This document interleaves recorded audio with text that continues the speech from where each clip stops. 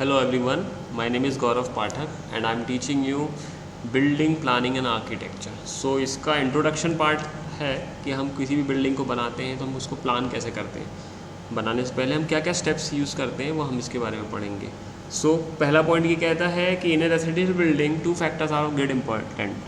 First one is the site and second one planning. Okay, सबसे पहले हम क्या करेंगे, साइट को पसंद करेंगे। जिस भी हम बिल्डिंग को कंस्ट्रक्ट कर रहे हैं उसकी साइट को पसंद करेंगे, सब फेवरेबल कंडीशंस होंगी, साइट को हम फाइनल करेंगे। आफ्टर देन हम उसमें कैसे हम बिल्डिंग को बना रहे हैं, कौन सी बिल्डिंग हम बना रहे हैं, हम रेसिडेंशियल बना रहे हैं, इंस्टीट्यूशनल बना रहे हैं, कमर्शियल बना रहे हैं, किसी भी टाइप की, हम जो भी टाइप की बिल्डिंग बना रहे हैं हम उसकी प्लानिंग करेंगे। अलग अलग बिल्डिंग की अलग अलग प्लानिंग होती है, ठीक है। तो ये सबसे फंडामेंटल स्टेप होता है कि हम साइट को पसंद करते हैं, फिर after then we will go for planning.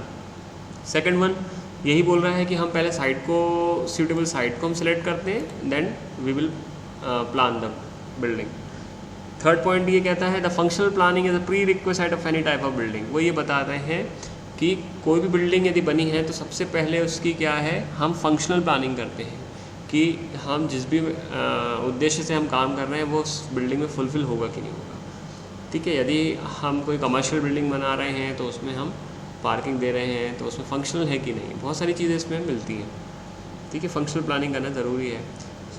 Next हमारा ये है कि हम कोई भी प्रकार की यदि हम बिल्डिंग को प्लान कर रहे हैं कंस्ट्रक्शन से पहले, हमको ये चीज़ का ध्यान रखना ही है। एज ए सिविल इंजीनियर आपको इन सब चीज़ों को कंसिडर करना पड़ेगा। First one is the people and their requirement, ठीक है। तो कोई भी बिल्डिंग है, फॉर एग्जांपल हम रेसिडेंशियल बिल्डिंग की बात करें तो उसमें पीपल कितने हैं, what are the number of people, type of people, age group of people and what are their requirements. Okay, कि जैसे उन्हें कि बेडरूम ज़्यादा चाहिए, बड़ी फैमिली है तो बेडरूम ज़्यादा चाहिए होंगे। पीपल्स की रिक्वायरमेंट, कितने नंबर ऑफ पीपल, जैसे पीपल बढ़ते हैं तो नंबर हम क्या कर सकते हैं, स्टोरीज़ बढ़ा सकते हैं उसकी, है ना। ग्राउंड फ्लोर के ऊपर 1 2 3 हम कुछ भी कर सकते हैं, बढ़ा सकते हैं। और यदि कम है तो मुझे ज़रूरत नहीं पड़ेगी। उनकी रिक्वायरमेंट कैसी है, यदि घर में 3 से 4 व्हीकल्स हैं, 4 व्हीलर्स हैं तो हम उसमें गैरेज भी ऐड करते हैं, है ना। स्टोर बढ़ जाता है, बड़ी फैमिली में स्टोर बढ़ जाता है। तो पीपल और उनकी रिक्वायरमेंट हम फर्स्ट कंसिडरेशन रखते हैं as a civil engineer. Second one is the climate and effects. Okay, so आप देखिए पूरी अर्थ में अलग अलग जगह अलग अलग क्लाइमेट है, कहीं पे ज़्यादा ठंड पड़ती है, कहीं पे ज़्यादा गर्मी पड़ती है, कहीं पे ज़्यादा रेनफॉल होता है। तो अलग अलग जगह पे अलग अलग इफेक्ट्स पड़ते हैं, तो हमको उसको भी कंसिडर करना होता है। Third one is the locality के, हमको बिल्डिंग बायलॉज को ध्यान रखना होता है कि यदि वहाँ की कोई म्यूनिसिपल कॉरपोरेशन है, ठीक है, जैसे कोई भी शहर है उसकी अलग अलग थोड़ा सा चेंजेस आते हैं बिल्डिंग बायलॉज में, तो हमको उस कंसिडरेशन करना है। Fourth one is the material and method of construction. Material से ये समझाऊंगा मैं आपको कि मटेरियल किस टाइप का साइट पे अवेलेबल है। हो सकता है कि वहाँ पे फ्लैश ब्रिक्स मिल रही हैं, है ना, कहीं पे कन्वेंशनल ब्रिक्स मिल रही हैं, तो हमारा मटेरियल के हिसाब से मेथड ऑफ कंस्ट्रक्शन भी बदल जाता है। तो हमको ये चीज़ का ध्यान रखना है, पहला कि कितने लोग हैं, उनकी क्या रिक्वायरमेंट्स हैं। सेकंड, जिस जगह पे वो बन रहा है उसका क्लाइमेट कैसा है और उसका इफेक्ट क्या डालेगा बिल्डिंग पे। थर्ड वन इज़ द वहाँ की म्यूनिसिपल कॉरपोरेशन, लोकल अथॉरिटीज़ के क्या लॉज हैं वो हमको कंसिडर करना है। और fourth one is the what are we adopting the method of construction and what we are using the material. Okay, next है, अब हम थोड़ा सा और डिस्क्रिप्शन में है कि प्लान क्या होता है एक्चुअली। तो प्लान ये है the arrangement of the various rooms in the building is known as plan और डिज़ाइन ऑफ बिल्डिंग।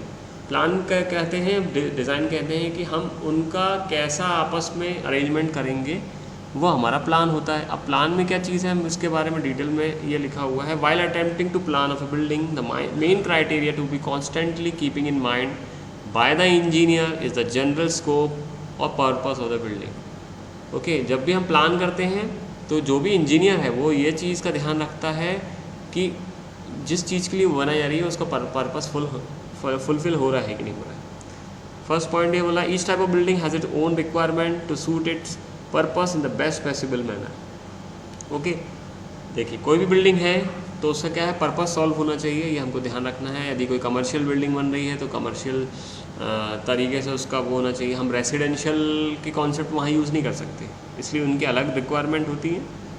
जैसे कि फॉर एग्जांपल रेसिडेंशियल बिल्डिंग में आपको ज़्यादा पार्किंग की ज़रूरत नहीं है, ठीक है, बट आपको कमर्शियल में पार्किंग की ज़रूरत पड़ जाएगी।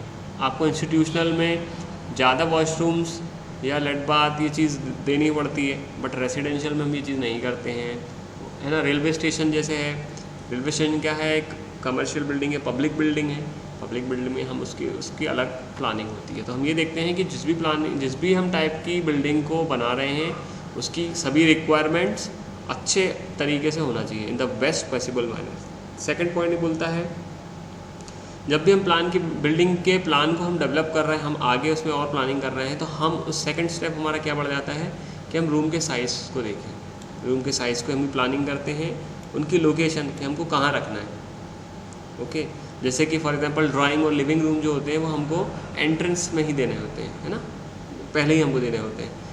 ओके, पोजीशन ऑफ पैसेजेस हमको कहाँ देना है, और एंड अदर एमिनिटीज़ जो कि हम यूज़ कर रहे हैं, जैसे वरांडा हो गया, ये सब चीज़ें। अब उन्होंने बोला थर्ड में, the building use for dwelling purpose known as residential building.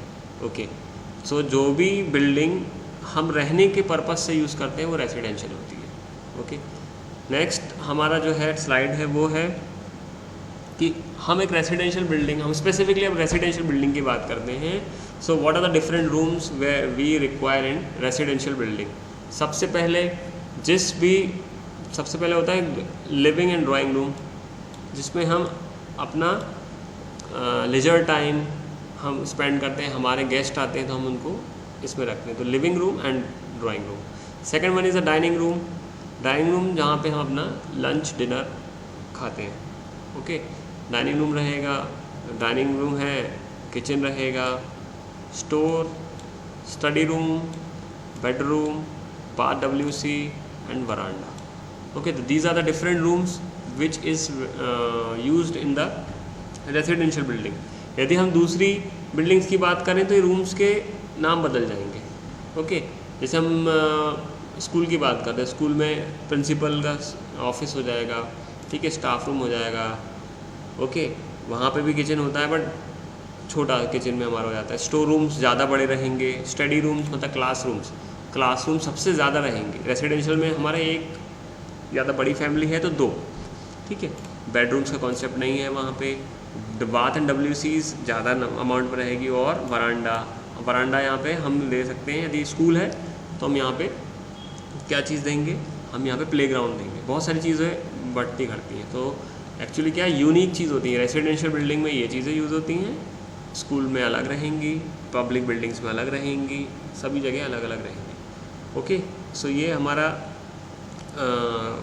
Planning के बारे में कि हम प्लानिंग करते हैं एक रेसिडेंशियल बिल्डिंग की तो कौन कौन सी ज़रूरत पड़ती है। सो ये रूम्स की है।